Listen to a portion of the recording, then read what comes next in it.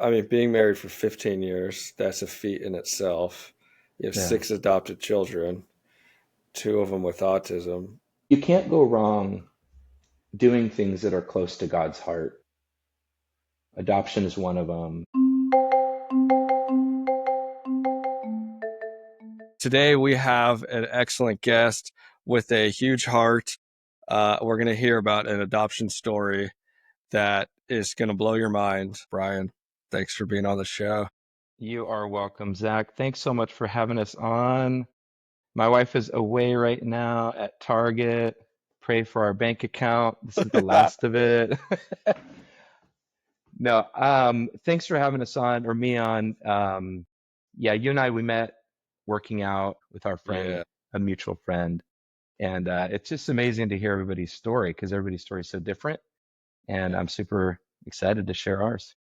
I know when I got a little wind of your story, I think we were at the soccer's game. Oh, We that's went and right. watched that indoor game. And I remember I'm like, oh man, I want to hear this story so bad. And then I was like, I don't really know him yet. I'm gonna run into him a couple more times, and, and then I'm gonna ask him. And so here we are. Happy And to share it. and you and Rebecca, your wife, you have a very unique story. You have six adopted children, two of them still in foster care, That's right. and two of them with autism. That's right. Take me back, even early on, just to the conversations of adoption. Where does that come about, and what did that look like? Yeah. Yeah, of course. Yeah. And adoption is, something that I would say was all my life. God for sure was using it as part of our story. I hadn't even thought. I was thinking, you know, typical, right? We'll get married, we'll have a kid or two, we'll have a house, very simple thinking. And when we were dating, Rebecca said, something really important to me is I really want to adopt kids. And when you like somebody, you're like, sure. Like one day I want to have a Ferrari. It's just you Whatever don't you really say, know. babe. Exactly, exactly. So she's the one that really put the inspiration as far as adoption. And when we got married, this is, gosh, we've been married 15 years now. I'm 40. She's a few years younger than me. And, you know, we got married September 11th of all days, not the day, but, a few years after September 11th. And, we just, early on, we were married and doing our lives and, weren't really, with our story, we we're trying to figure out, are we going to adopt first or do we want to have biological children first? Hmm. And we were doing nothing to prevent biological children from being conceived, and we weren't getting pregnant. And so we felt, well, I guess this is the order. We're going to adopt kids first. So we started international adoptions first. I believe it was Uganda. I know it was an African country. And we were in process. We had applications out. It was very expensive. And about 6 to 8 months into that journey, that door closed and it was kind of unexpected. And that's when we had thought, well, why would we look international overseas? Let's look in our own county. And so we were living in Riverside County, Southern California, and we started attending informational classes like this is what adoption looks like. Typically in our county, you have to go through foster care. It's a foster to adopt process. And yeah, that was like 10, 11 years ago. And now our oldest son will be 10 here at the end of the month. And we picked him up at about a month old. Wow. Yeah, he was our first, and we've had many calls from the county later. Now we have six. Oh, so they keep calling after? Yeah, they keep calling, and it was interesting with our situation. We adopted our first son, and with adoption, if anybody's been through it, there's just a lot of paperwork involved and courts, hearings, which is all new. We've never been through that. There's no like, I'm sure there's a course you could take, but might as well just go through it yourself, learn the ropes. But they ask you, hey, if this family ever has children in the future that would become adoptable, would you be interested? And being none the wiser, it's like, sure, no problem. We'd consider it. And yeah, so that's how we ended up being, remaining in their system. and being willing to take on more kids in a good way. It's a great thing. Yeah. So out of the six, five of them are siblings? Yeah, five are siblings. I've got one son who's unrelated, who is also adopted. He's our second son, named Simon. He's the one that was actually diagnosed with autism at age 2. So, yeah, he doesn't look like us. He is definitely a Barrett, but he is African American and a very, very great kid. But we're going to talk a little bit about him. Our other daughter, who was or is in process, we're going to call her Miss P. She's still in the adoption process. So, for privacy, we'll just kind of keep it at that. She was also diagnosed with fetal alcohol spectrum disorder and autism, which is really unique to kind of play hand in hand, which we're learning. But she was just diagnosed about 2 months ago with really different kind of behaviors than Simon, which is a little bit more typical of somebody who has autism. Okay. What was it like bringing home the your first kid? Like you Yeah, got him from the adoption agency. He yeah. comes home. Are you like, what do I do? Y- Yeah, and this is what's so interesting is from what I've seen, because we've never had a biological child, is Yeah. you find out you're pregnant. Now you've got like 9, 10 months to prepare. Yep. With us, you want to adopt, you're interested, you're approved as like a county home, and then they make you buy all the stuff for anybody between the age of like 0 to 5. So you have to have kids' clothes, you have to have a twin bed, you've got to have a, you know, crib, you got to have a stroller, and you kind of feel a little bit like you're insane because you've got all this stuff sitting in your garage and people come visit and they're like, you don't even have kids. Why do you have all this stuff set up in your house? I'm just ready. I'm a prepper. I'm ready. Yeah, I'm so ready for this. I've been ready, since day one. But, when we finally got that call, and it's so divine, like how God places these kids in your home, whether it's through natural birth, or adoption. But we got the call. We couldn't be any more nervous. We drove up to a city like an hour away from where we lived. We had our car seat, and it was the weirdest feeling walking to somebody else's house that they were a foster home. And, we're small talking, and I'm taking this kid home when we leave. And you're small talking, you're talking about your jobs and careers, and it's like, all right, we're going to head back home with this child. Have a nice life. Like, see ya. And you drive home and you've got this brand new 1 month old that, we've never been parents in our lives. It's surreal. And so that was 10 years ago. 10 years ago. Yeah, March 20. And then when did two, three, four, five, six come into play? Yeah, so with our story, it's almost like every 18 months is kind of how like our um, families come along. But we've got Simon who came along 18 months after Harrison, and his is unique. Simon's a special kid.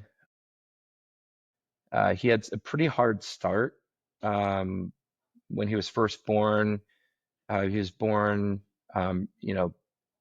prenatal care, drug exposed, alcohol exposed, intubated at birth. And we actually picked him up from the hospital when he was about a month old.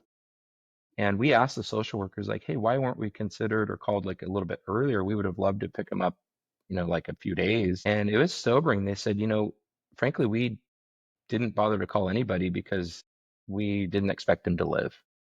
Oh He my wasn't going to gosh. make it. So talk about like heavy of like, okay, we're taking on this child. And we got the call primarily because Rebecca, my wife, is a registered nurse who's had experience working in the ICU. And so they had really kind of like handpicked our family or my wife because she has that experience, which I do not. I'm just a financial services insurance guy.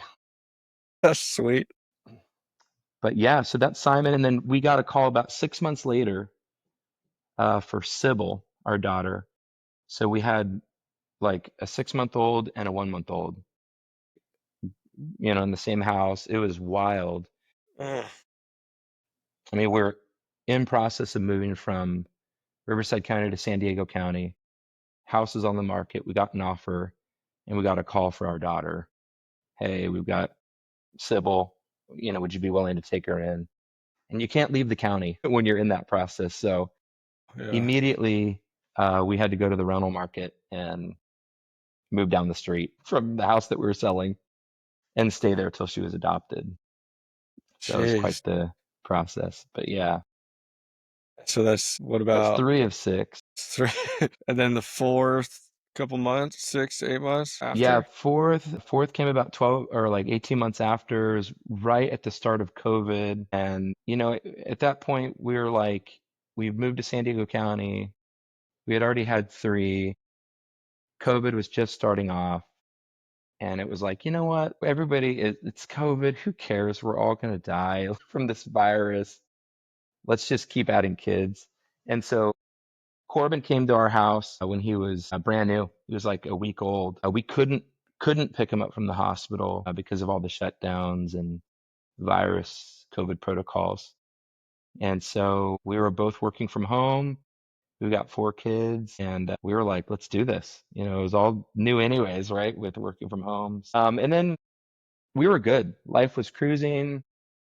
We had found out that the birth mom was pregnant, and we were just like, God, if you want us to have this child, awesome. If not, like, we just pray for sobriety for this mom, that she'd be able to keep her kids, and that was the goal. And Mm. and things are moving along. I mean, the little girl that we had known about, Miss P, was like 18 months old, coming up on 2 years old. Sure enough, on the caller ID, private caller, Riverside County, and we're just going, all Oh right, here no. we go. And so Miss P came into our life, and she was the only one that we really didn't get to bring home from the hospital or close to. And she came to us at almost 2 years old. Super special little girl. Definitely had some traumas, but also, like, I'd let you know she'd just been recently diagnosed with autism just about a month or two ago, and she's 3 now. Okay. And then she's still in foster care. Our last son, little Benji, he uh, he just turned a year old, and while we're kind of in process with adoption, birth mom became pregnant again, which we were like shocked and surprised by. And the social worker just said, "Hey, just be ready because we're going to call you, more than likely, because the situation hasn't changed." So, but it's like the adventures of life. Like, you just never know what tomorrow's going to hold, and it's amazing what your life looks like when you say yes. Well, it definitely seems as if you've let go of any sort of trying to control anything. Yeah, you Like can't. just the act of surrender and just Yeah, going with it says a lot. yeah. I mean, really, what do we control, right? Not much. Nothing. Yeah. I mean, I guess we can, yeah, Control not your much. attitude. Exactly. Your Hmm. perspective and mindset, There which you go. for you guys, it has to be incredible, or you would never make it in your journey. Yeah, and it's hard. I mean, even having children that are not, adopted or even typically developing, it's got its challenges, no doubt. And that's when you take it a day at a time, you rely on God, your faith, your spouse, Yeah. and yeah, you make it work. It's beautiful. What's the dynamic with all the siblings? Are they like when you brought home, 3, 4, 5, number 5? What Yeah. how does that go? Are they asking a bunch of questions? Yeah, and this is where you get such a variety from each child, like, that you have. You get to know their personality and like how they respond, but it's always the one that you think will have a hard time has like the best of times. And then the one that you're like, they'll be totally game, has the worst time. And it was probably hardest on our youngest. Our youngest. Really? Yeah, the 4 year old, or the our fourth child, he was 4 at the time. He's the one that was the baby and had his, like, kind of world changed. Like, he's not the baby anymore. He's like shifted to a middle child now. And yeah, we've had some really good conversations with him, and it's just incredible the things that he says as he's trying to just figure out, like, I just had no siblings under me. Now I have two, like Right. in overnight as a 4-year-old. Even for the kids, they have 9 months of processing, like a Totally. new brother's coming, but even your kids didn't have that. Yeah, they didn't have it. I mean, I wouldn't take that night back for anything when we brought the new baby home in the child carrier and to see like five hovering over and just like core memories like Oh yeah, unlocked. Just it's so beautiful. Yeah. man. Okay, so two of your children have autism. Did you know anything about autism when you found out? That's you hear of autism and in my like naive mind, I used to volunteer at like a church group and there's a boy there who had autism slash Asperger's. And in my mind, that was always the benchmark of social awkwardness, extremely brilliant. And a lot of that is true, like with our kids that have autism. But I was thinking more of like a almost even like a mental retardation. Again, just not knowing. The knee-jerk reaction is you get a diagnosis of autism, I'm gonna go straight to Google. And that will scare the pants off of you if you do that. Yeah, The best thing you could do is just talk to your doctor, you know, and like relate it to your kid. Like, and that was yeah, like to know, okay, this is what autism looks like. It's Simon. Like, not putting a label, but this is what his autism looks like. Because it's all different from kid to kid. yeah. I mean, that's a huge point. Is there's the phrase there's if you know one kid with autism, you know one kid with autism. Like That's it great. doesn't. It's all dependent on the kid, and Yeah. which is a lot of what I was teaching. I had a hard time with because what they teach us in credential program and through all the books and Hmm. everything is it kind of put autism in a box, Right. and they would expect me to implement all the therapies and behavior strategies Right. on every student, but they were all so different. And I Hmm. would kind of clash with a lot of the behavior specialists because of that. Yeah. And it mostly treated them like a project. I'm like, these kids, they're so smart. And I think one of the biggest misconceptions of individuals with autism is they don't know what's going on, Right. but they 100% fully know what's going on. It's just their mannerisms and the way they go about how they do things makes it look like it. Hmm. But the longer you spend with them and just hang out with them and treat them like a person, Yeah. you're like, man, you're fully with me. You Yep. totally know what's happening. Absolutely. And Google will definitely scare you because it'll say, it's a cognitive disability, Right.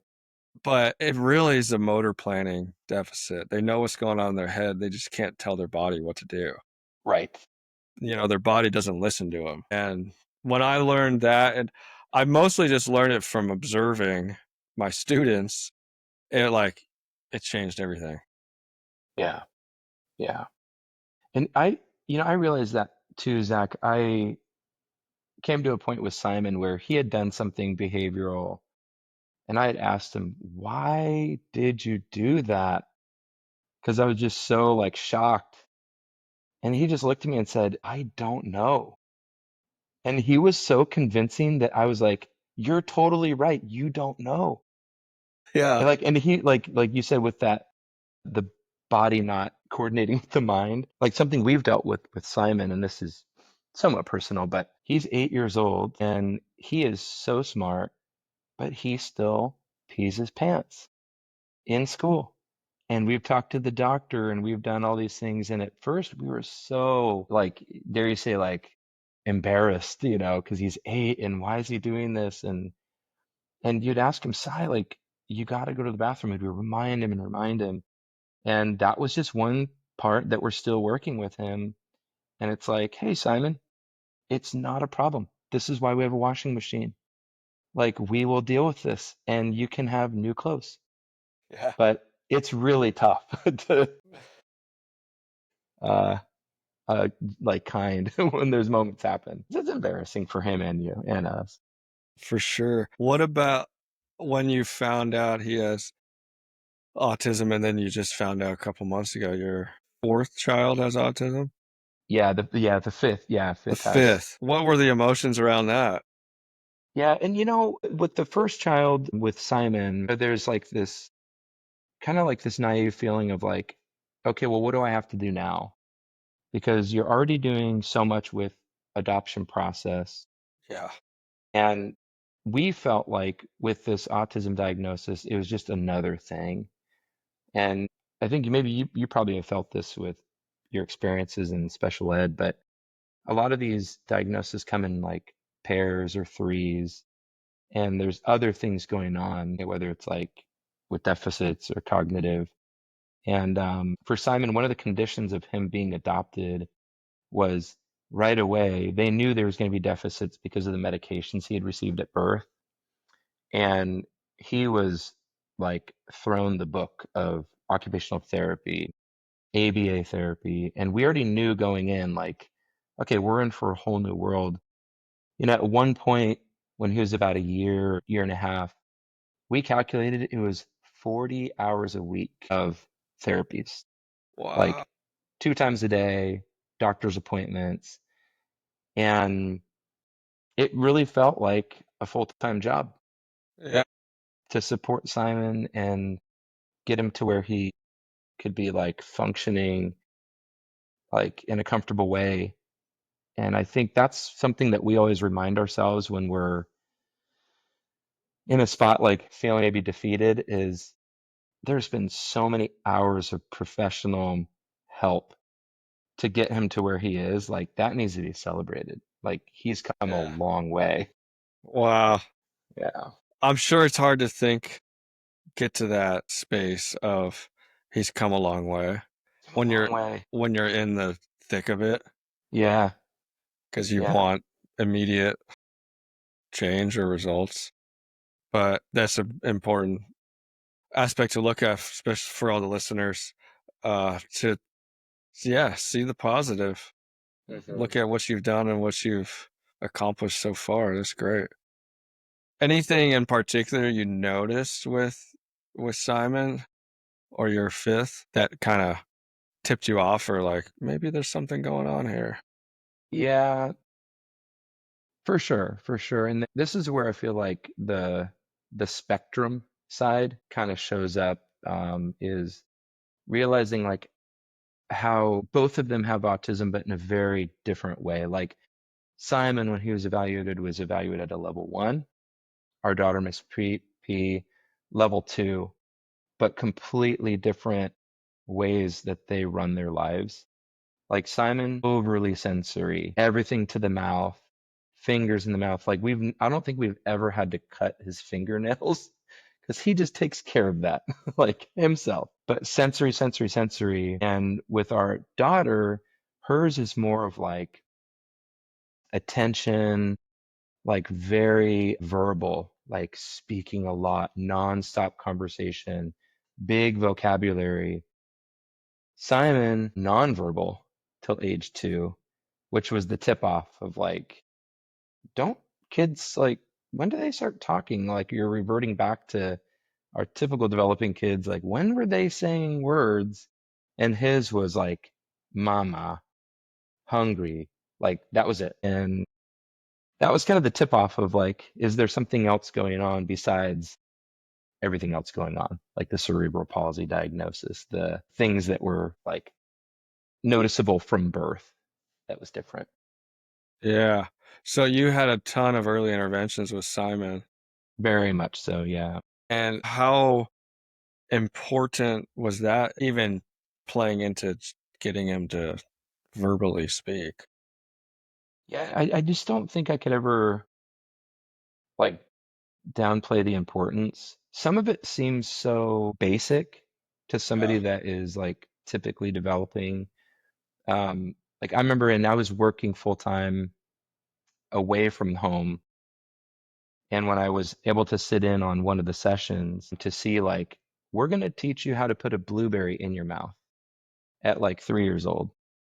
And I'm just going, are you serious? Like you have a job teaching children to put blueberries in their mouth? That's so automatic. And it's just such a like ethnic or ethnocentric way of thinking of like, I know, all of our other kids know. Why are you being taught how to brush your teeth with like a children's like? And so I think realizing like they like Simon needed support for everything. Yeah. Simon still needs support for everything. Like he's still at a stage where at 8 years old, Simon, you can't climb a 35-foot tall pine tree. You will be hurt. Like you have to explain that for him because that piece of the brain doesn't communicate with the body that you could be hurt by doing this action. Uh, So it's very different. Yeah. wow. The great Temple Grandin. You ever heard of Temple Grandin? Oh, say it She again? Have you ever heard of Temple Grandin? No. She's a famous lady with autism. She's a professor, I think, at Colorado State University. But there's a great documentary movie about her. And her phrase is different, not less. There you go. And it's just, I think that sums it all up with our friends with autism is they're all different, but everybody's different. Everybody's different, sure. It's just the way it is. So what's a day in the life look like? You have all the kids. Obviously, you need to make an income. Yeah. How do you balance all that? Yeah. So with our family situation, we have just a lot of children. We have six, and Yeah. and that's a spectrum on its own because I know like sometimes like when we had one, it felt like a lot. But Mm-hmm. there's a lot of noise, there's a lot of fun. And again, with somebody that has like autism, we do sometimes have to be careful with noise. Yeah. Sometimes we'll see like Simon walking around the house with his ears being covered by his hands because it's just a lot for him to take in. Yeah. And he has found a way to like manage the noise. But with our dynamic, because our kids are foster into adoption, our family does also receive some support Yeah. financially. And that's one thing Nice. I'd say that California does a great job of, as many things California does a terrible job of, Yep. but is taking care of kids that are in foster care, taking care of Okay. family agencies. So we're actually a family agency of the county Okay. where they don't do group homes really. They don't do orphanages in California. I don't know if they do them anywhere in the US, to be honest, but here specifically in California, they always revert to family, biological, or foster homes, if at all possible, unless they have to be like medically taken care of. So my wife works full time. I'm in financial services. I just took a leave of absence about a year ago Okay. when we added our fifth and sixth, um, with the pure intention of going back full time. Somebody has to manage the foster agency, which is my wife and I. She's a nurse, so she does her 3 days a week, and she's Okay. home 4 days a week with the kids, taking care. Wow. So then, are they all in school? So we've got, yeah, five are in school. One's in like a preschool, not quite TK age. That's Miss P. And that was actually part of her like case plan and like therapy was keep her in Montessori school because she needs to be around other children to Yeah. see how the world works. And with a Montessori school, especially, everything is so tactile. There's so much sensory going on. There is a lot of pulling away where they get to work by themselves, which actually works really well for her specifically. So is Simon in public school? Yeah, Simon's in a charter school. Okay. We were kind of going like taking a risk with him. He's in a dual language school where they teach English and Spanish, Sweet. and he doesn't lack on being bright and smart. That guy probably speaks Spanish better than anybody in our Wow. house. He is phenomenal. He reads Spanish. what do they call it? Not bilingual, but he can read English and Spanish equal. Like he's 100% for his age group Wow. at a high level. But man, speaking of school, if you have a child with autism like we do, be prepared to come against some crossroads and having some conversations because, teachers, I'm sure, are taught about autism, but a lot of times I think can like our kids can be like labeled as like maybe bad or they do behaviors that are harmful and they don't realize it's autism. And you'll have some conversations like we just know every year we're going to get a call from the vice principal at some point to talk and get support. Oh, man, what are some of those conversations? Yeah, so when Simon, he was actually in Montessori school, which we thought would be fantastic for him. Yeah. With his specific, like, autism, it's terrible for him. They would do like a nap time where you had to be quiet and, like calm your body and listen to the calming music and sleep. He can't, he can't physically calm his body. So they would perceive that as he is disobeying. Like Uh, all the other kids are sleeping and he's not. And he just chews on his pillow and throws his pillow at other kids. So those were conversations that we had had like, midway through the school year of I think we mentioned in the intake form he does have autism and they're like, "Oh, we never read his intake packet." It's like, gosh. "Well, he does have autism. We may want to give him some grace there." So does he have supports at school? Yeah, so now that we're in like a charter school, it is connected to the district. Yeah. And so just this last year, coming out of kindergarten into like first and second, he did have like a full evaluation with special ed. Yeah. And some of this was during COVID as well. So we had some like remote, kind of like evaluations. And he actually was placed on you'll probably know better than me, but like a 504 plan. Uh-huh. And he didn't qualify for a full IEP, Okay. which we like challenged it a bit because it was done remotely. And some of the therapists that did evaluate Simon did things that were, I don't want to say wrong, but like they had played chess with him one on one. And they're like, he's like typically developing, he's super bright. He's playing chess with me and like beating me in like matches. And I'm like, yeah, that's because he has autism. Of course he's going to win. He's really good at solo one-on-one games. Like that's what he does. Wow. And so when we were talking about some of the other deficits of like the urination, like he would just like tear apart homework into little tiny bits and shreds. He'd like eat his clothes. Like a lot of those things were overlooked just because it falls kind of out of the spectrum of what they test for. Yeah. But we were super grateful to have a 504, which offered Yeah. him a lot of support. Uh-huh. 504 essentially is it's like a modified version of an IEP. They Hmm. get some accommodations, modifications, to help them function with their peers. Right. Well, I think that's awesome that he has all his siblings, I agree. and so he is really assimilated into just the normal everyday life. Hmm. And him being a part of that and seeing that, I feel like is going to do wonders for his growth and development, and then also in school too. Because I think it Totally. could be easy to get stuck in keeping them in a box Right. and like overloading them with so much therapy where it doesn't translate into life. Right.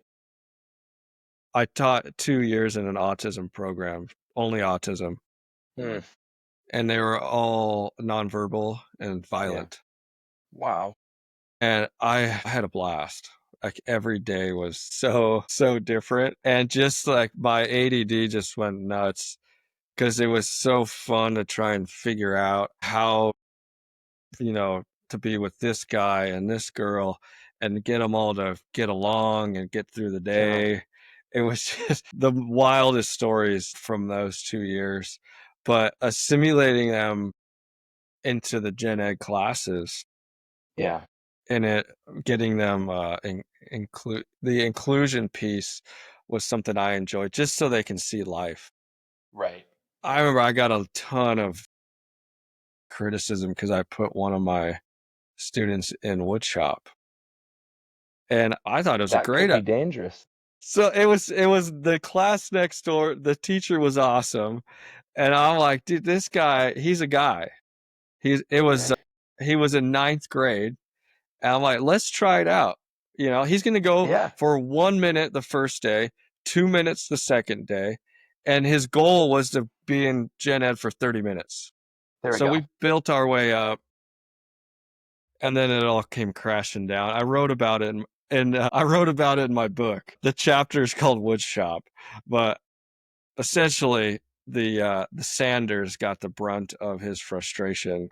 He was making door stoppers, but the sensory overload was real because there's 20 other kids in the class sanding Mm. door stops, and everything was going fine until it didn't. But I guess you'll have to read that chapter in the book to find out. But he slammed the sander, and then his OCD couldn't handle it because the sander broke and the pieces went everywhere. Oh. So then he was like, "Oh, I got to fix it." In that moment, he was starting to get violent, but nothing could stop him from fixing the sander. And really, the batteries just flew out. So he gets the batteries back in, and then he proceeds to run around the class trying to sand everyone. Nobody got sanded. We got him out. We got him back to class. And I think the funniest thing, he had very few verbal words. And we get back to class and he would sign and he was like laughing. And I'm like, yo, what's up, man? You can't do that. Like, you were doing so good. You can't sand people. You're sanding the doorstop. And then he's just like laughing at me and he's like, more, more. Like, More. no, there's no No more more. sanding your friends. No more. Yeah, that was Well, fun.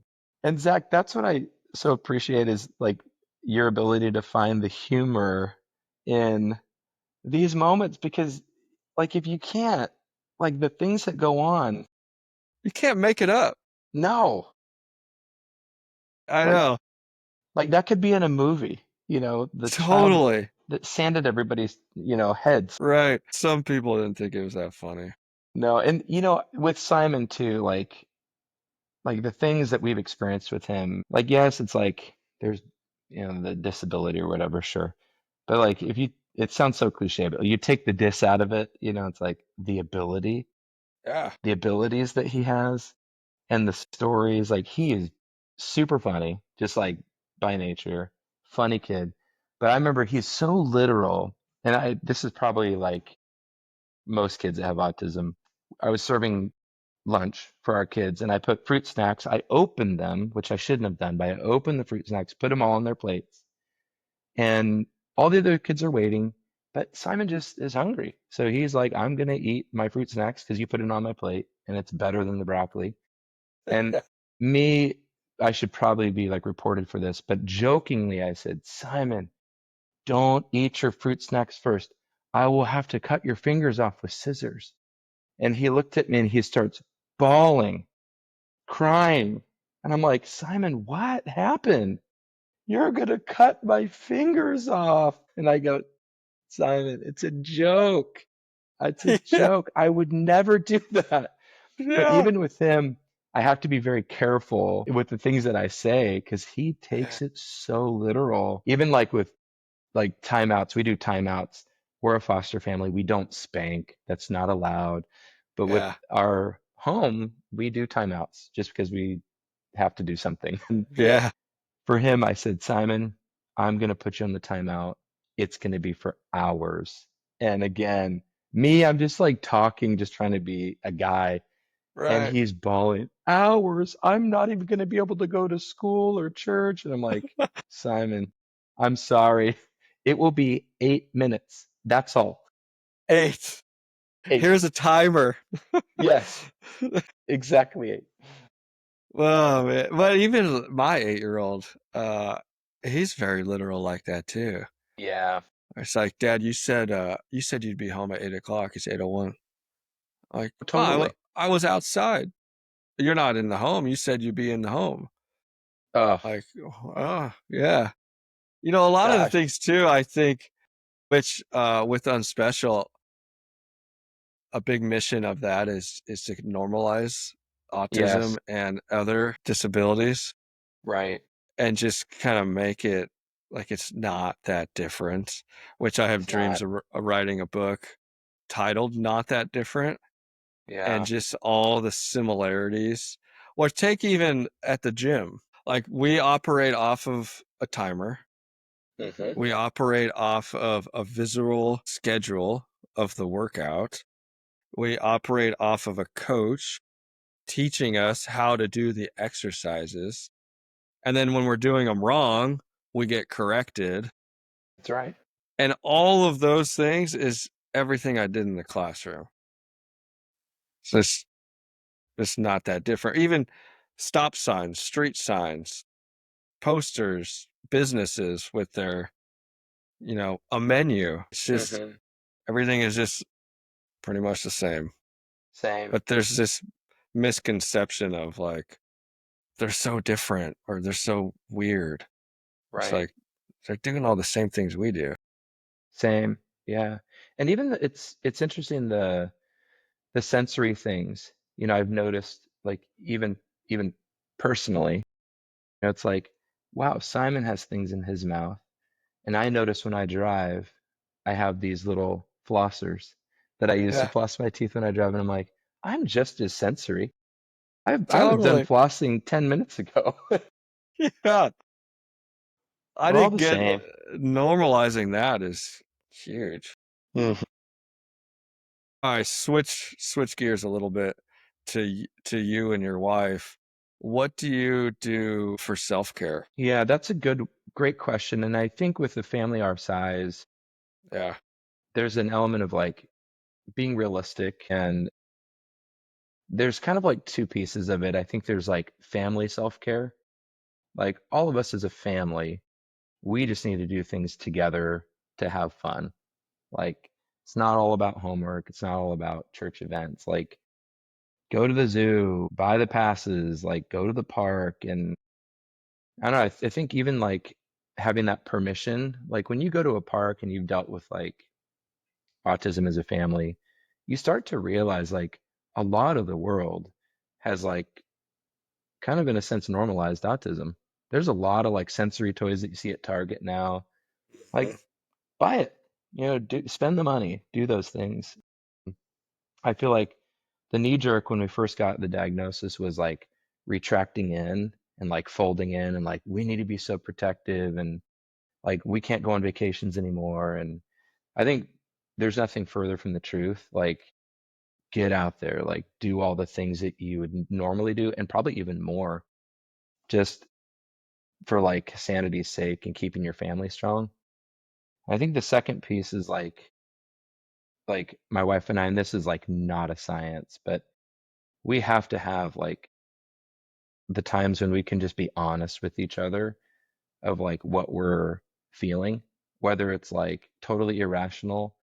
But I think being married 15 years, like we have to be able to just like communicate with each other. Like I feel like I want to give up. And no, we're not going to give up, but to Yeah. have that safety to just tell each other that and know like, okay, that's my flag saying, okay, maybe you should go have some time in the sauna tonight. Or maybe you should go have some time like for me, like I love fishing by myself. That's like my Nice. thing. And I'll do it in the dark, at midnight, middle of the day. I don't care. Put a fishing pole in my hand, let me be alone. That recharges Yes. me. I love it. My wife is like, put me with people, let me have time with my friends. And I think we've gotten to the point where it's like allowing each other to do that is not pulling away from each other, but it's allowing each other to be healthy. And Yeah. it's so important, so important. Yeah, I mean that's one of the false thinking around self-care is that it's selfish, Right, but it's totally not. It's just recharging, keeping your levels high, your cup full, the right. cliche. analogy. But so, I mean, being married for 15 years, that's a feat in itself. You have six adopted children, two of them with autism. All three of those are challenging in itself. Yeah. Even just being married, moving in and doing life with another individual is Yeah. challenging. And then you add all of the other things you got going on. What would you say has kept your marriage strong? Yeah. And I think one of the blessings in disguise is when you add the things like the mortgage, the kids, the adoption, like I feel like we're made to work. Like we're made for more. And I think like looking at the first couple of years of marriage, there was so little going on.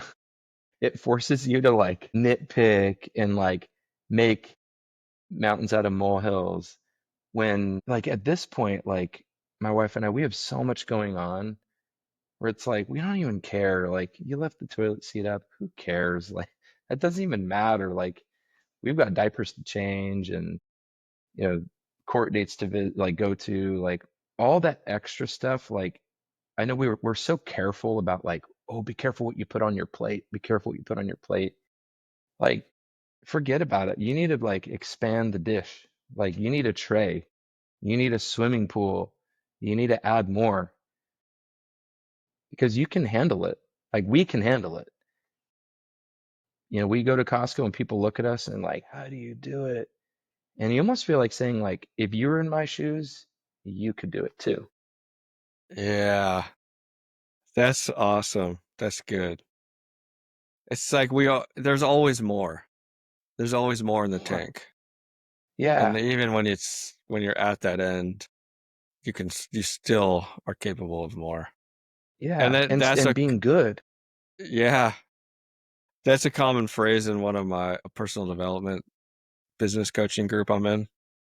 It's just like there's more. You have more. You don't want to show up for your family tonight?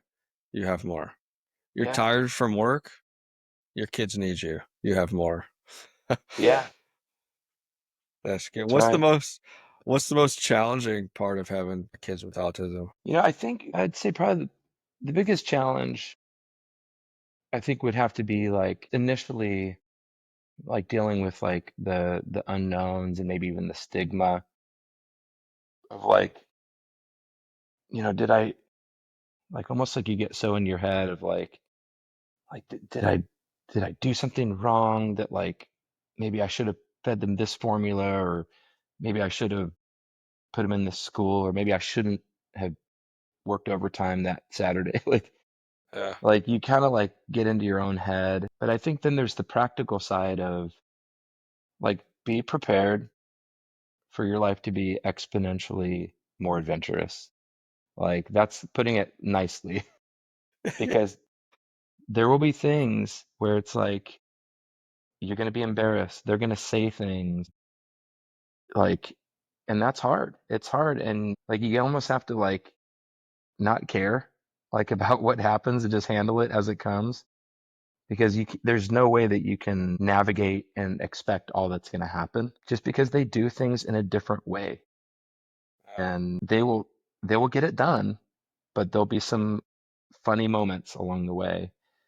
Um, but I yeah, I mean the adventure, I think is the best way to put it, is it's an adventure.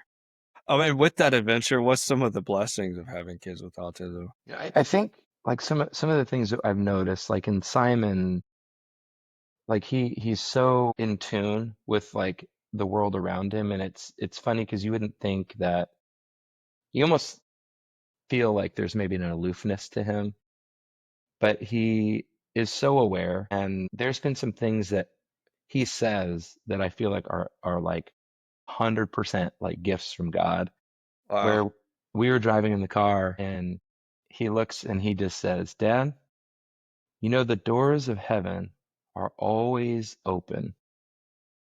And I'm going, what 7-year-old says that?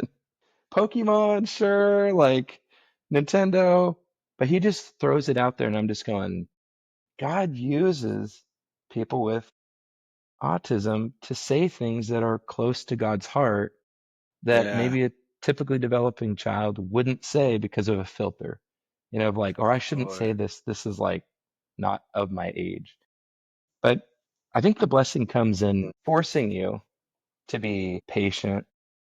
Yeah. And if you're not patient, you're going to be really tired and bummed out most of the time.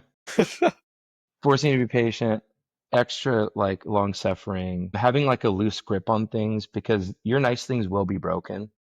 Like we got a new couch within the first like several days. Our son had taken a thumbtack and was thumbtacking our leather couch from Crate and Barrel. And I'm like, this is the first expensive thing we've ever bought. And he did it because he liked the sound. It sounded awesome when the pen would go through the leather. And I'm like, hey, you're right. And every time we look at that couch, it's like, that was Simon. That's his mark on our life. And it's just a thing. You can always get Yeah. another couch. Yeah. Such an amazing perspective. I would imagine your faith is playing a huge role in your perspective and your mindset. Yeah. Can you speak on that? How has that carried you? Yeah. And I think I was having a conversation last night about this with a friend, but I mean, you can't go wrong doing things that are close to God's heart. Adoption is one of them.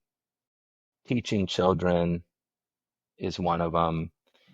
And I think there's like blessing already preloaded into those type of things. And like our faith, in adoption was like it required faith to just Yeah. fill out the paperwork and say, let's do this. And it's always interesting. Like I had a conversation with our parents before we adopted, and God bless my parents. They are wonderful. They, unknowing, just like families do with children with autism, had said, hey, that's great. You guys want to do adoption, but when do you think you're going to have real kids? And I knew what they meant, Yeah. but the words coming out of their mouth were hard to take in. And it's that moment when you realize you're doing something that requires faith because other Yeah. people don't understand. They don't They don't get it. understand autism. They don't understand adoption. They don't understand, like, some people don't even understand why you would have more than one or two children. Mhm. And this piece of faith, gosh, like having not had that as our like plumb line of like, God has called us to this. And it allows you to, when you're down, know and have that assurance of like, this is something that was set aside for us before we were married. As I was a young kid, this is something that God had already predetermined for us. So just Yeah. have confidence that God has called you. Because Wow. there's a lot of lows in foster care and adoption and just in life in general, let alone disabilities and things. Yeah. That's powerful. Makes me think of Moses when God calls him to lead the Israelites, and Yeah, he comes up with his all of his excuses. He has the right. stutter, and he's not the man called for the job. But what is that phrase? God doesn't call the equipped; He equips the called. There you go. And it's like when you take that step of faith, just like you have, He equips you along the way. And I think that's a huge message for all parents to know. Is there's I'm sure definitely times where you don't feel equipped, but it was like you said, you were determined to be a foster parent or adopt children, and he's equipped you along the way. He's not going to leave you now. He's got you this Yeah, far. yeah, yeah. And there's such a reassurance of like we read or watched the movie script of what our lives would be, we'd probably say no, or had we known like you're gonna have a lot of downs with this like autism diagnosis, we probably would very quickly put our hands down, like, well, maybe we shouldn't go through with having Right. kids or and this is where we just don't know. Like, and even with this foster journey and adoption journey, there's certain things you can know. Like, hey, our kids will probably have brown hair, or our kids will probably look like us. With foster and adoption, there's so many unknowns, let alone in having biological children.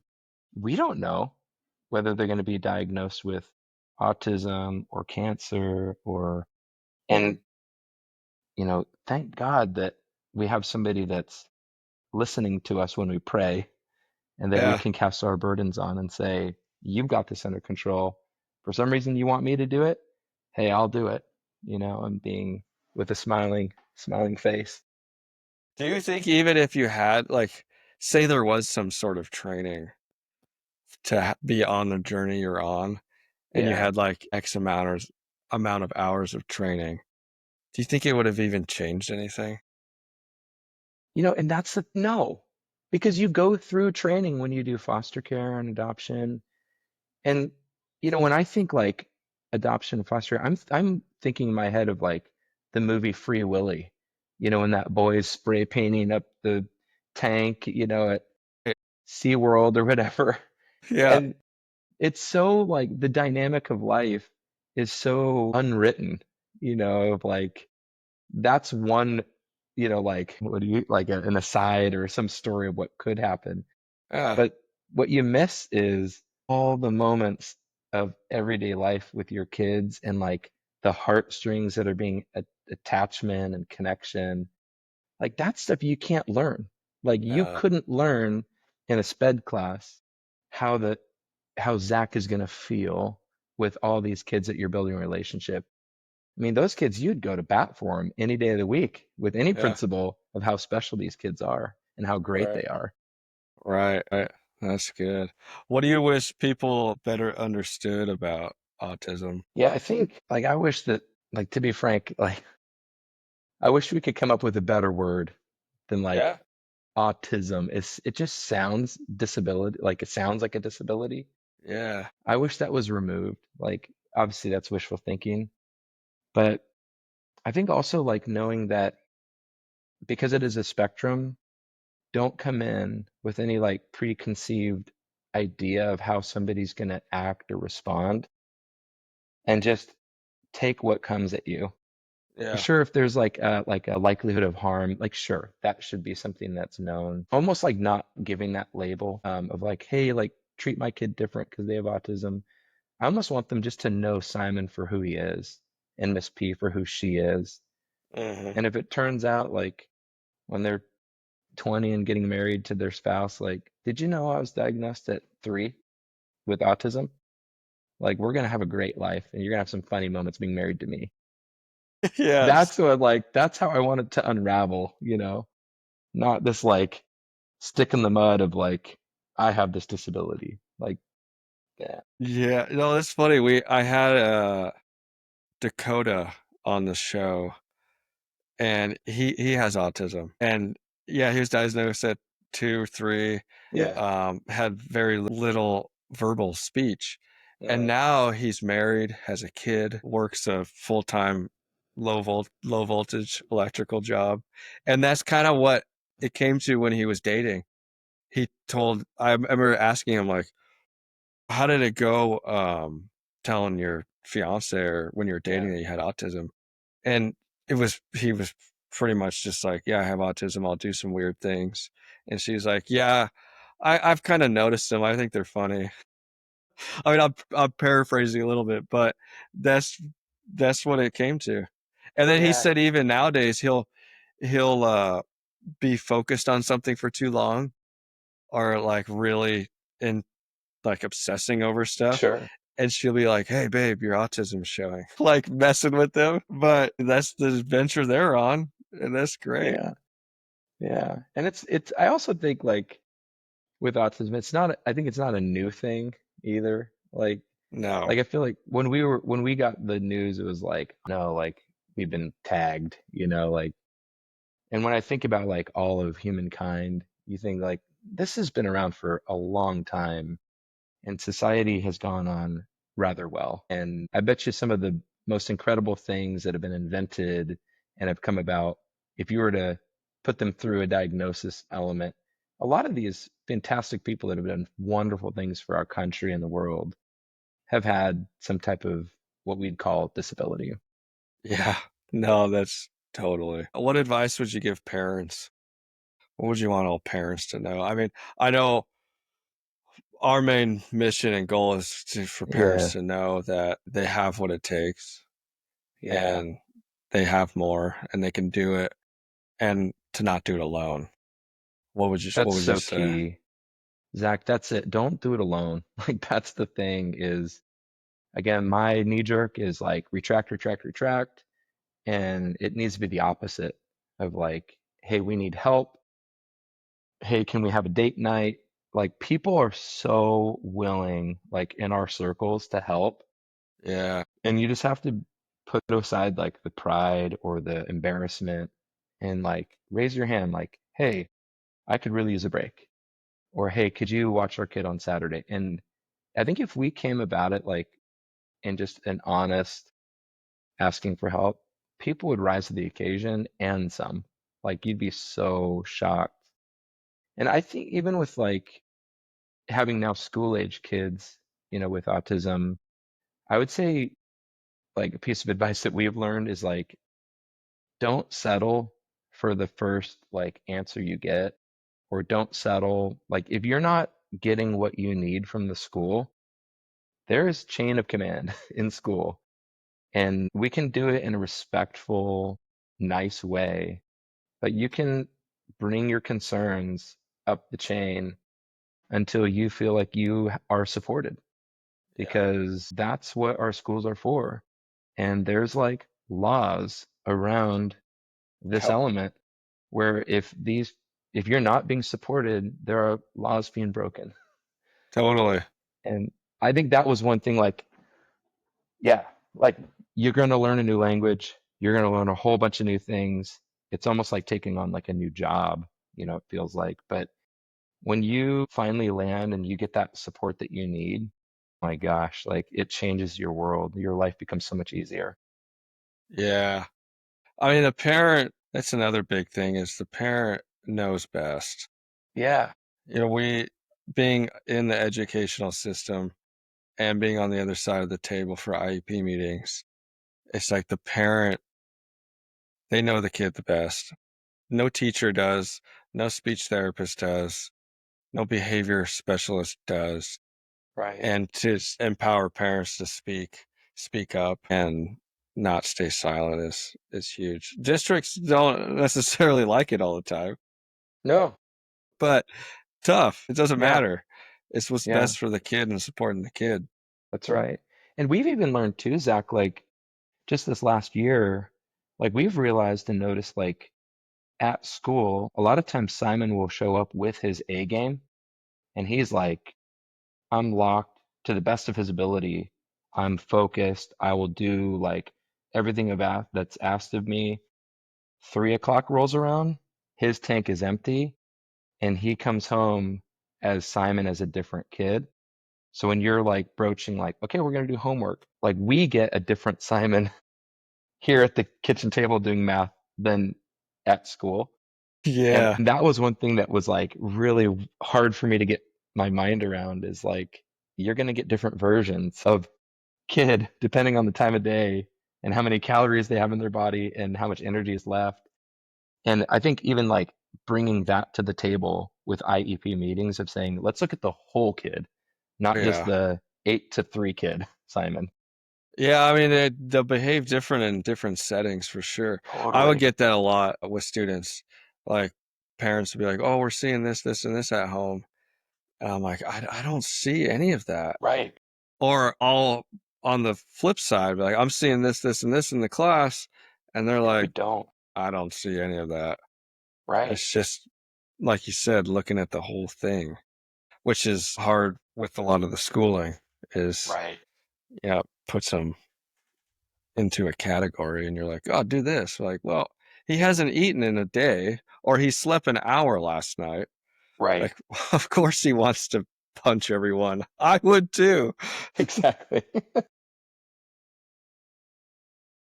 Oh, man. That's awesome. Any closing thoughts? No, Yeah. I'm so just grateful for the conversations that we can have, like openly about these, call them challenges, call them opportunities, but just talk about it. Like I think these are so important because the feeling is you're the only one, your kid's the only one, or these things that just couldn't be further from the truth. Yeah. And I'm just grateful for folks like you, Zach, that are spearheading this and writing books and coming up with guides and, how can we navigate this? Because a lot of this is, again, it's like sometimes feels like the wild, wild west, but it's Totally. not. There's a science behind it. And I just am grateful for the opportunity to share our story. Yeah, no, we're super stoked to hear it. I know it's going to bless a lot of people. Really appreciate you coming on, and it's just encouraging to hear your perspective and just the joy you find in the journey. I think Yeah, it's going to land. And then being on the other side for me, it's like it's a blessing for me to hear all the stories. Like I never realized how much of an impact it could have on me. I thought I would just be the host, especially with some of the challenges going on in my family. It's like we're all in it together. yeah, And we have God, so at the end of the day, we're we're on the right side, on the right team. We know the end, and so we're playing from a pretty good hand. absolutely. And I even had a manager tell me once, and she had a heart condition, and her perspective on life was, how interesting that I get to be at a cardiology office today. Like I could be at my boring old desk trying to be a manager, but I get to learn about EKGs and oh my gosh, I get to do an ambulance ride. This is great. And I'm like Yeah, looking at her going, I wish that I had your perspective on life. But totally.